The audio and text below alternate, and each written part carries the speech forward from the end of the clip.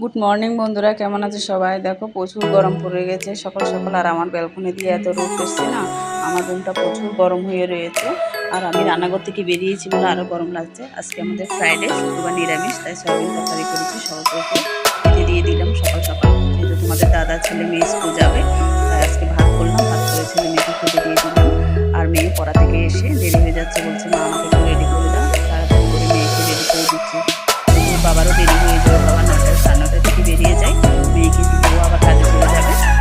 মেয়েকে আগে তাড়াতাড়ি করে রেডি করে দিল। মেয়ে বেরিয়ে গেল বাবার সাথে। এখন গুছাতে হবে। ছেলে ওদিকে রেডি হচ্ছে, ছেলে এখন বেরোবে। আর এই জানালাটা না শীতের দিনে বন্ধই রাখি, গরমের দিনে একটু খুলে দিই, হাওয়া আসে, ঘরটা একটু ঠান্ডা হয়। সবটা এখন গুছিয়ে নিচ্ছি, পরিষ্কার করতে হবে।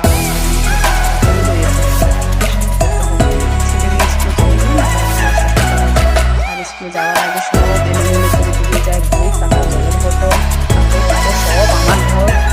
কি বলবো, স্কুলে গেলে একটা ঘূর্ণিঝড় আসে থাকে আমার ঘরটা। ফিরে যাওয়ার পরে পুরো ঘরটা আমি গুছিয়ে নিয়েছি। গুছিয়ে নিয়ে খিদে পেয়ে গেল, অবশ্যই কমেন্ট বক্সে কমেন্ট করে জানাবে। টাটা বন্ধুরা, সবাই খুব খুব ভালো থাকে।